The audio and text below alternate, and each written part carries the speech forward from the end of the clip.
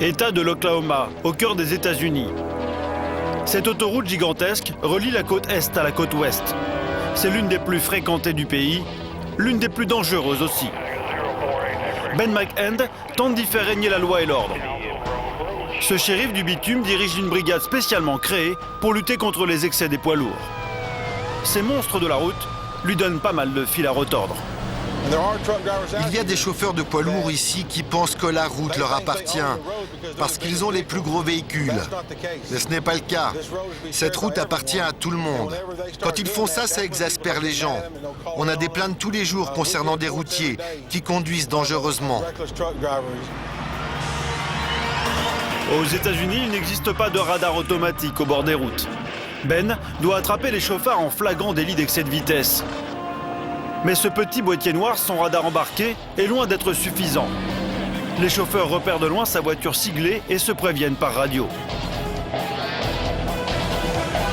Alors pour déjouer leur ruse, Ben a un atout, son collègue Eric, qui assure l'appui aérien. Ok, on a une course-poursuite. Il vient de repérer un poids lourd qui semble rouler au-dessus des 110 km/h autorisés. Pour contrôler la vitesse, le pilote a une méthode des plus rudimentaires. Il dégaine un simple chronomètre, puis en prenant des repères sur la route, il se livre à un rapide calcul. Allez, allez. Vas-y, bébé, ouais. 140, 150 km/h. Donc 140, 150, il est midi. C'est cool. Bingo! 30 km/h de plus que la vitesse autorisée. Au sol, Ben se lance à la poursuite du chauffard. Il va vite découvrir que ce costaud tatoué n'a pas qu'un excès de vitesse à se reprocher. C'est un revolver Ruger en 44 Magnum. L'homme n'a pas de permis et son arme est chargée. Une ambiance de western sur les routes d'Oklahoma. Les conducteurs ici vont d'un état à l'autre. Ils traversent le pays pour livrer leur cargaison. Ils ne peuvent avoir une arme à feu que s'ils ont un permis. Mon collègue va donc lui donner une amende pour la vitesse excessive, une autre pour le changement de voie et une pour le transport d'armes à feu sans permis. L'officier va prendre les munitions, rendre l'arme et laisser le chauffeur repartir sur la route. L'homme s'en tire avec 270 € d'amende et un sermon dans la voiture de police. Pas sûr que cela lui serve de leçon. Excès de vitesse, horaire de folie, conduite dangereuse, les routiers sont les bad boys de la route. La puissance de leurs engins les rend parfois incontrôlables. À la suite d'un accrochage, ce poids lourd tente d'échapper à la police, mais rien ne semble pouvoir l'arrêter. Regardez, il pousse tout sur son passage. On a une situation qui devient critique.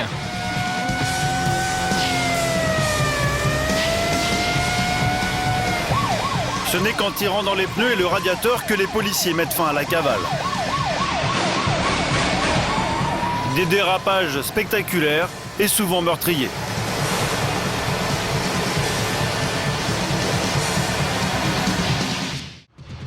À bord de sa voiture, Ben ne sait jamais ce que le prochain contrôle va lui réserver. Parfois, quand on les arrête, ils réagissent nerveusement.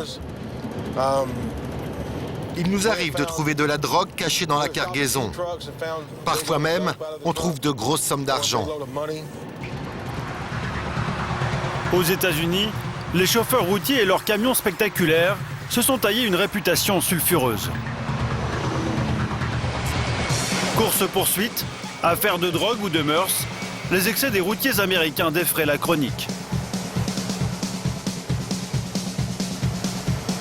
Nous allons prendre la route avec Léon, un ancien Marines. Il a tout quitté pour faire fortune avec son semi-remorque. Je suis devenu accro à la route. Dans le métier, on dit que si tu arrives à conduire pendant 2 ans, alors c'est fini, tu as la route dans le sang. Le métier va réserver bien des surprises à ce novice. D'un côté, il y a les cadors de la profession. Ces géants se retrouvent une fois par an à Las Vegas pour mesurer leur puissance à l'aune de leurs incroyables machines. Approchez, entrez dans mon sanctuaire. Oh mon Dieu!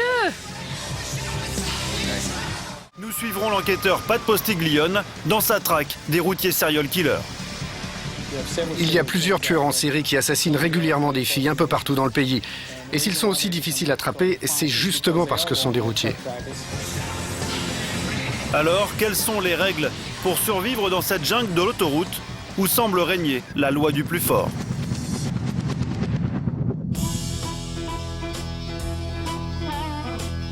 Être indépendant, tracer la route et peut-être faire fortune. Pour beaucoup d'Américains comme Léon, devenir routier, c'est au départ un rêve accessible. Pas besoin de faire des études, un permis de conduire suffit. Léon a quitté l'armée pour devenir chauffeur indépendant. Il débute dans le métier et va de surprise en surprise. Il a mis toutes ses économies, 31 000 $, dans ce camion. Désormais, c'est sa seule maison. Et passer toute sa vie dans une cabine de 5 mètres carrés, ce n'est pas toujours facile. Voici ma maison. Je range mes chaussettes et mes sous-vêtements ici. Ça, c'est un réfrigérateur. Il garde tout au frais, je peux même avoir de la glace là-dedans. J'ai des ceintures, des vitamines, un téléphone. Ça peut servir de cuisine. Je m'en sers pour ranger tout mon bazar. Je vis dans mon camion, je travaille dans mon camion, vous voyez? C'est un peu comme une prison en fait. Mais bon, on essaie de faire avec. Les bons mois, Léon arrive à se faire 4 000 €, mais il commence un peu à déchanter. À mi-chemin de New York où il doit livrer ses meubles, il s'arrête ce soir sur Iowa 80, le plus grand truck stop des États-Unis. Une gigantesque station-service réservée aux camions. Elle s'étend sur 1 km de long. Je passe ma vie ici.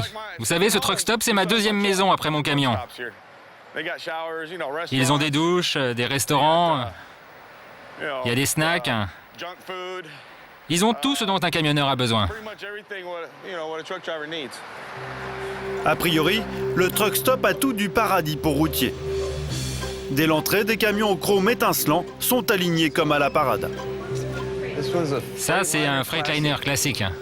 Pour les marques, ces stations-service sont des vitrines idéales pour appâter les futurs clients. Incapable de résister à la tentation, Léon est comme un gamin dans un magasin de jouets. Celui-là est vraiment beau. Dommage qu'ils aient pas laissé les clés. Mais ici, les joujoux sont très gros et aussi très chers. Vraiment beau. Propre. C'est un camion cher, très cher. Je dirais plus de 100 000 $. Au moins 100 000 $. Ça vaut plus que certaines maisons. Aux États-Unis, les chauffeurs routiers assurent 75% du transport de marchandises. Trouver du boulot, ce n'est pas vraiment un problème pour Léon. Au truck stop, sur cet écran, des annonces pour des cargaisons à livrer sont mises en ligne par les entreprises de transport. Il a l'embarras du choix pour sa prochaine mission. Là, ce sont les cargaisons à prendre dans les villes de l'Iowa ou dans l'Illinois. Et là, c'est les destinations dans différents États du pays. Au bout de l'annonce, un numéro de téléphone. Léon n'a qu'un coup de fil à passer pour décrocher le job. Vous avez une commande pour demain? Il faut aller le chercher demain et le livrer à 7h45 quel jour? D'accord. Merci beaucoup, monsieur, je vous rappelle. Merci. Léon vient de trouver sa prochaine mission. À New York, il récupérera des téléviseurs qu'il devra livrer à Los Angeles, à l'autre bout du pays. Voilà, je peux aller les chercher aujourd'hui ou demain. Dans un truck stop, tout est prévu pour le confort des routiers. Laverie, salle de jeu, cinéma. Il y a même un dentiste et un salon de coiffure où Léon fait régulièrement escale. Je vais enlever ma casquette. Oh là là, j'ai vraiment une tête de routier. Léon apprécie le confort, mais il ne suffit pas à effacer la fatigue et la solitude inhérentes au métier. Après 800 km au volant, il engloutit un tacos dans cette salle anonyme où personne ne parle à son voisin. Il n'est que 21 h, mais Léon regagne la sécurité de sa cabine. C'est plus prudent. Car la nuit, l'ambiance des truck stops devient nettement plus pesante. Le jour se lève sur Iowa 80. Léon s'apprête à repartir. Ses voisins de parking l'étonnent souvent. Ce matin, il fait connaissance avec Jonathan, originaire du Texas, un fan de kung-fu.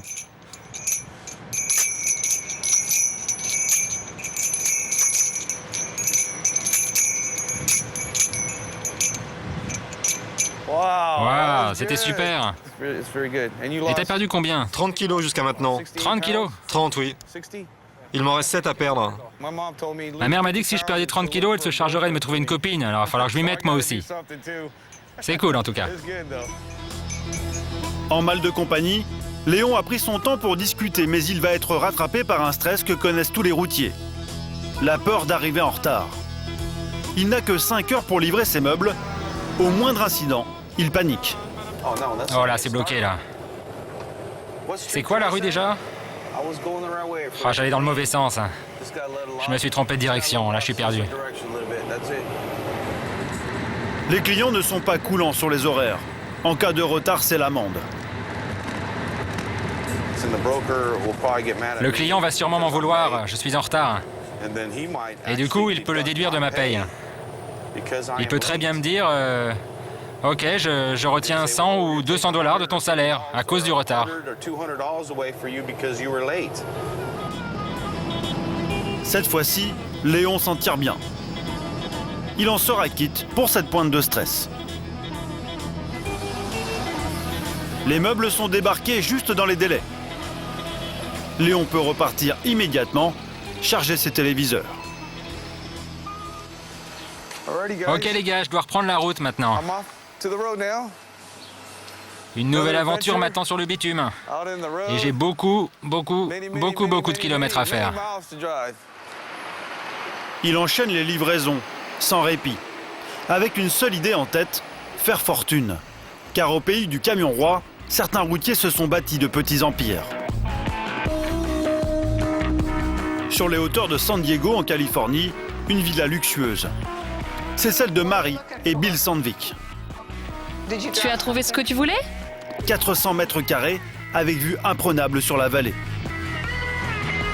Jacuzzi sur la terrasse et dans le garage, une collection de bateaux de compétition et de voitures de sport.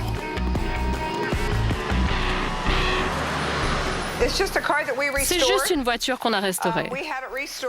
On a repeint, retapé cette Corvette de 1970 pour nos noces d'argent. C'est grâce à leur entreprise de transport que les Sandvik ont fait fortune. Ancien ébéniste, à 40 ans, Bill lâche tout pour acheter un camion et s'installer à son compte. Il se spécialise dans le transport de dalles de marbre. Les riches Californiens en raffolent pour décorer leur villa. Le carnet de commandes des Sandvik ne désemplit pas. Ces dalles de marbre leur ont porté bonheur. Aujourd'hui, le sol de leur camion fétiche en est recouvert. Celui-ci, c'est notre plus beau camion. Les sols sont en granit venu d'Europe. Il y a des gravures sur les vitres, des crochets brillants. Ils sont en aluminium, tous faits sur mesure. Non, un camion comme celui-là vaut minimum 150 000 $. C'est un travail d'orfèvre. Cette semaine, leurs 15 employés sont sur le pied de guerre. Pas de livraison en vue, mais un rendez-vous stratégique pour Bill et Mary. Dans 3 jours, ils présenteront 2 de leurs camions au concours de beauté de Las Vegas. Un show de prestige qui fait et défait la réputation des entreprises. Et Mary compte bien sur son intérieur cossu pour remporter la partie. Voilà, en gros, comment ça se passe pendant le concours. On vient ici se rafraîchir avec la climatisation, on parle de la compétition. Là, il y a un micro-ondes, un réfrigérateur et un congélateur. Et là, c'est ma pièce préférée, c'est la salle de bain. Les Sandvik portent à leur camion un soin maniaque. Il faut traquer les petits détails. La saleté autour des vis, sous le joint, je l'enlève avec mon couteau et ensuite je souffle avec la paille pour faire disparaître la poussière. Le jury évaluera aussi la bonne tenue des employés. Et là, ça s'annonce nettement plus problématique. Vous êtes prêts? Vous avez pris une douche? Mais c'est quoi votre problème? Allez prendre une douche. On est parti. Mais non, pas ici. Va à l'intérieur. Sammy, l'un des chauffeurs, est visiblement très émoustillé à la perspective de découvrir Las Vegas. Les Sandvik parviendront-ils à tenir leurs troupes dans la ville que les Américains ont surnommée Sin City, la capitale du péché? La ville de tous les excès, avec ses casinos ouverts 24 heures sur 24 et ses spectacles sexy. Vegas, c'est une fois par an. Alors pas question de dormir dans le camion. Bill et Marie ont posé leurs valises dans l'un des plus beaux hôtels de la ville.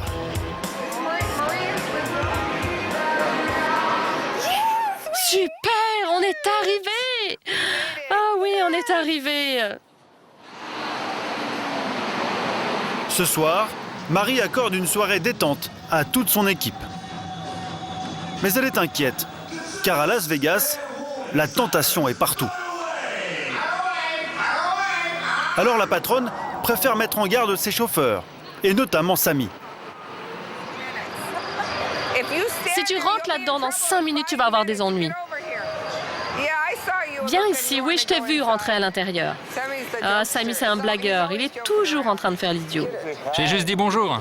Non, pas de bonjour. Les filles, elles te disent bonjour et hop, elles te prennent ton portefeuille. Tu parles à personne, tu touches à rien, tu restes à côté de moi. Marie ne croit pas si bien dire. La nuit à Las Vegas va se révéler pleine d'embûches pour les cadors du bitume. Mais sur les routes, les camionneurs ne semblent craindre personne. Avec 60 hommes pour contrôler 230 000 km d'autoroute, Ben, notre policier chargé de la brigade poids lourd de l'Oklahoma, a du mal à faire respecter la loi. Il ne prend sa revanche qu'une fois par an, lors du grand road check. Un contrôle géant mené simultanément sur toutes les routes du pays. On contrôle le chauffeur, son livre de bord, son permis de conduire, son carnet de santé. Si le routier est malade, bizarre ou fatigué, on l'arrête sur le champ. Mais même lors de ces opérations exceptionnelles, les policiers n'ont que peu d'éléments pour contrôler les chauffeurs. Si en France, les camions sont équipés de mouchards électroniques qui indiquent leur vitesse ou leur temps de trajet, rien de tel n'existe aux États-Unis. Les chauffeurs américains sont seulement tenus de consigner leurs horaires dans un livre de bord. Et la plupart d'entre eux ne se donnent même pas la peine de le remplir. Ben interpelle le responsable de cet impressionnant convoi qui transporte une éolienne. Première préoccupation, vérifier l'état de fatigue des conducteurs. Je peux voir votre carnet de route? J'en ai pas. Vous n'en avez pas? Non. Et comment c'est possible, ça? Sans carnet de route, impossible pour Ben de savoir depuis combien de temps roule ce chauffeur. Aux États-Unis, un routier a le droit de rouler 11 heures par jour maximum. Ensuite, il doit s'arrêter. Ok, je vous immobilise pendant 10 heures, parce que vous n'avez pas de carnet de route. 10 heures d'immobilisation et 90 € d'amende. Un coup dur pour ce routier. Cet arrêt imprévu signifie pour lui une livraison en retard et à l'arrivée, un client furieux. C'est encore une nouvelle loi stupide qu'ils ont inventée juste pour nous piquer plus de fric. On vit à une époque où un honnête homme ne peut plus monter son propre business sans se faire taxer. Ben sait que pour enchaîner les contrats, certains chauffeurs roulent jusqu'à l'épuisement, quitte à courir à la catastrophe.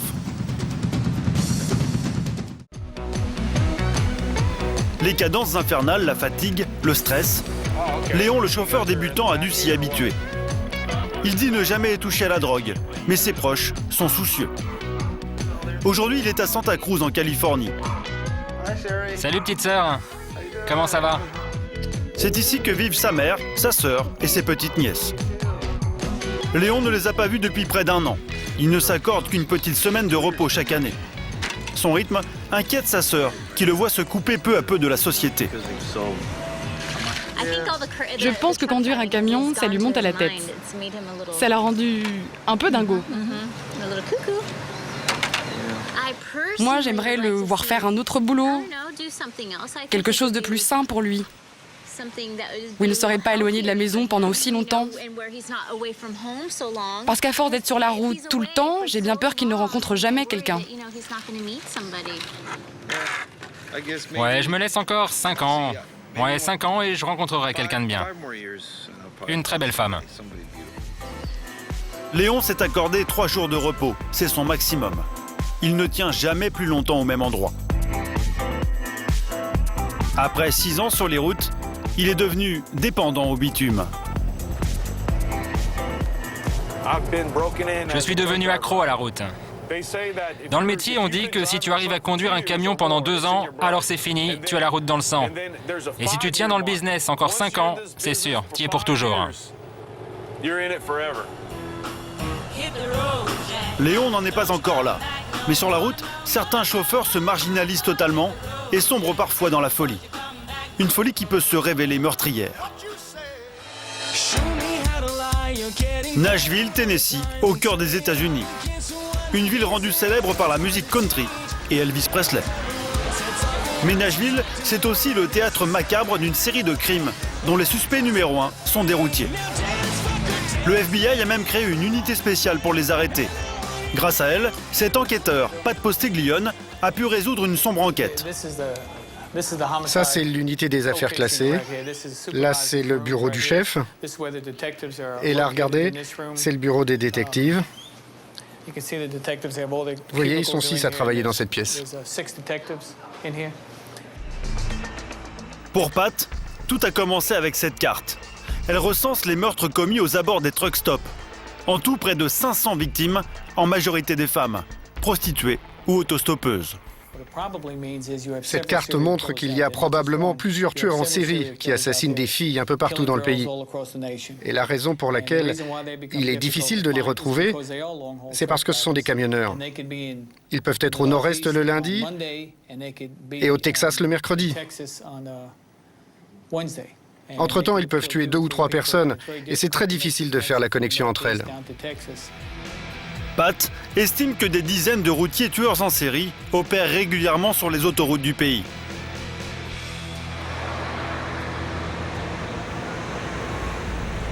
C'est sur ce truck stop de la banlieue de Nashville qu'il a été confronté à son premier routier serial killer. La police est arrivée, elle a trouvé le corps d'une femme, Sarah Nicole Holbert. Elle était abandonnée à l'arrière d'un truck stop. Elle gisait sur le sol et mon unité a très vite conclu qu'il s'agissait sûrement d'un serial killer.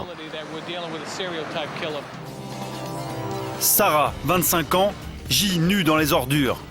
Elle a été abattue d'une balle dans la tête, son corps a été mutilé. Cette mère de 2 petites filles habitait dans ce pavillon, avec sa tante et ses sœurs. Ce sont elles qui s'occupent désormais des enfants.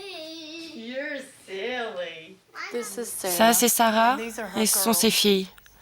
Ça, c'est Georgina, la plus jeune, et ça, c'est Gracie. Ce matin-là, on a vu quelque chose aux informations. Une jeune femme s'était fait assassiner dans un truck stop. Mais bon, on ne s'est pas inquiété. Sarah, elle avait l'habitude de disparaître pendant plusieurs jours. Ça arrivait qu'on ne se parle pas. Puis elle revenait. C'était le mode de vie qu'elle avait choisi. Ils ne m'ont même pas laissé la voir après sa mort. Je n'ai même pas pu voir le corps. Sarah, c'est cette jeune fille à l'allure sage. À la mort de sa mère, elle perd pied et tombe dans la drogue. Elle n'a alors que 13 ans. Pour financer sa dépendance au crack, Sarah se prostitue sur les truck stops. Elle a essayé de changer. Elle a vraiment essayé plusieurs fois. Mais la drogue, son addiction était plus forte. Ça l'a dépassée totalement et elle n'a pas réussi à décrocher. De son côté, l'enquêteur Pat Posteglione passe au crible toutes les vidéos prises par les caméras de surveillance du truck stop. Il repère alors un camion jaune dont les allées et venues lui semblent suspectes. Pat commence sa traque. Il revient régulièrement sur les lieux du crime. Coup de chance, moins d'1 mois après le meurtre, il croise le fameux camion jaune, juste à côté du truck stop. J'ai vu un camion jaune, exactement là où il y a ce camion bleu, juste là maintenant. Là où vous le voyez maintenant. Et je suis allé dans la file de gauche pour mieux voir, et il a ralenti juste là. Et j'ai prévenu mon collègue que j'allais le suivre. Et j'ai pas réalisé ce qu'il faisait. Mais il a tourné dans cette rue, alors j'ai tourné derrière lui, et on s'est suivi dans cette rue.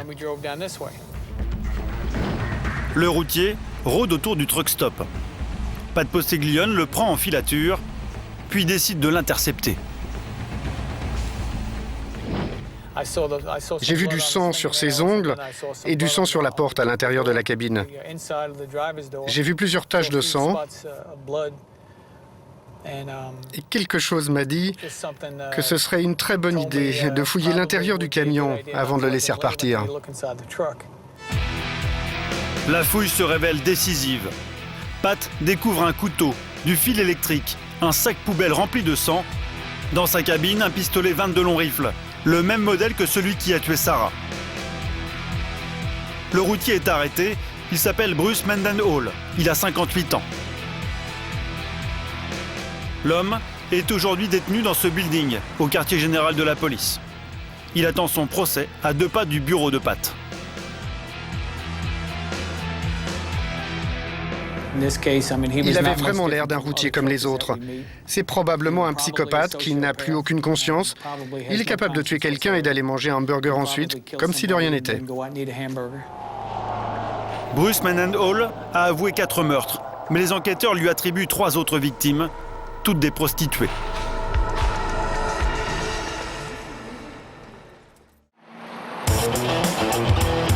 À Las Vegas, pour les Sandvik, c'est le grand jour. Plus que quelques heures avant le concours. Mais Marie a des soucis avec ses troupes. J'appelle Sammy. Un de ses chauffeurs a disparu. Je vais voir si je peux retrouver Sammy à l'hôtel. J'allais l'appeler, mais son téléphone est coupé à présent. Coupé. Sammy a été vu la nuit dernière dans un bar. Et depuis, plus de nouvelles. Et qu'est-ce qui s'est passé hier soir avec Sammy? Il a joué toute la nuit? Ouais, probablement pendant 12 heures. Où étais-tu? Ils m'ont volé mon argent. 2 filles. Ils t'ont volé ton argent? Combien? 2000 $. 2000? Mais je pensais que tu avais seulement 1400. J'ai porté plainte à la police. Mais qu'est-ce qui s'est passé? Plusieurs filles t'ont suivi? Des prostituées, elles m'ont fait un massage, elles m'ont pris mon argent. Des prostituées? Mais tu sais que c'est Vegas, c'est dangereux. Mais comment elles ont fait? Elles ont pris ton argent? Elles t'ont parlé gentiment avant d'attraper ton porte-monnaie? Elles étaient dans ma chambre. Ah, et maintenant on a un problème. Tu avais des filles dans ta chambre? Ouais, je m'en fous. 1 mois de salaire envolé en une nuit. Le chauffeur s'est fait pigeonner par des filles. Un grand classique de Vegas, les mises en garde de sa patronne n'auront servi à rien. Et c'est pas fini. Il va être malade toute la journée.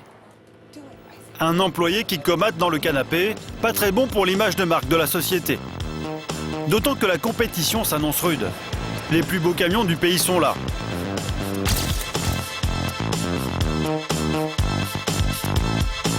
De l'état du moteur à l'originalité de la décoration, chaque détail va compter.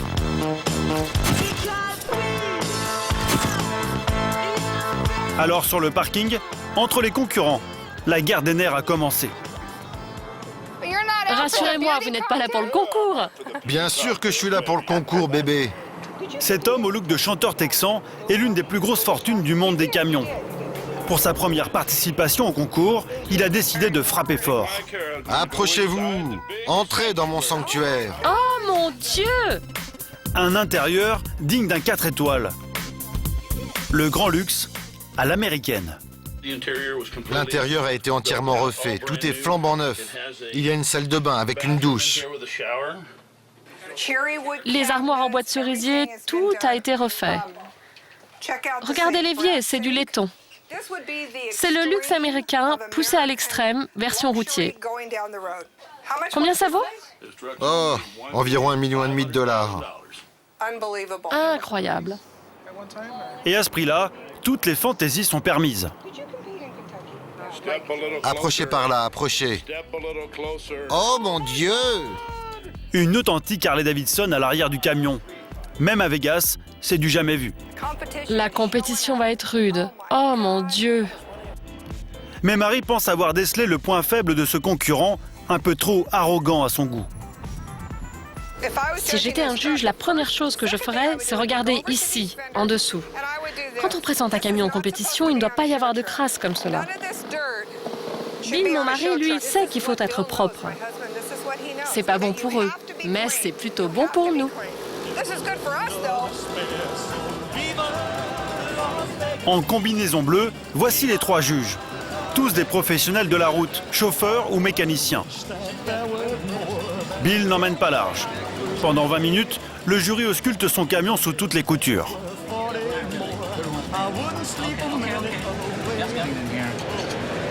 Ok, tout a l'air propre ici. Pour départager les rois du bitume, les juges sont à l'affût de la moindre imperfection. C'est quoi ça sur la cheminée? Des taches sur la cheminée et un petit accroc sur la peinture. Regardez là, il y a des cloques sur la peinture. Ces petits détails peuvent faire plonger la note finale. Les Sandvik vont maintenant être fixés. On n'est pas difficile. On prendra tout. On n'est pas difficile. On prendra tout ce qu'on peut avoir. Première place, deuxième place, troisième, on s'en fiche. On prendra tout ce que les juges veulent bien nous donner. Comme pour les Oscars, il y a des prix pour chaque catégorie. Plus belle peinture, meilleur moteur. Mais le seul qui compte vraiment, c'est celui du plus beau camion. Le prix du public est attribué à Marcel Pontbriand. C'est finalement un routier canadien qui remporte le trophée le plus convoité. Pour lui, pas d'argent à la clé, mais un énorme coup de pub. Les photos de son camion seront publiées dans tous les journaux lus par la profession. Dans la défaite, Marie n'est pas vraiment fair-play. Pour moi, c'est vraiment trop chargé. Mais beaucoup de gens aiment ce camion, parce qu'il raconte une histoire. Nos camions sont plus jeunes, plus modernes. C'est une nouvelle génération. C'est un style différent. Déplacement, frais d'entretien, au final, ces concours coûtent aux Sandvik bien plus cher qu'ils ne leur rapportent. Pourtant, cette défaite ne leur a pas servi de leçon. Dans quelques mois, Bill et Marie retenteront leur chance dans un autre concours, à Dallas. On n'arrêtera jamais de faire des concours, pas maintenant. Donc on va continuer à le faire, encore et encore. Leur convoi spectaculaire sillonnant les grands espaces à la manière des pionniers américains, c'est sans doute la dernière part de rêve du métier de routier aux États-Unis.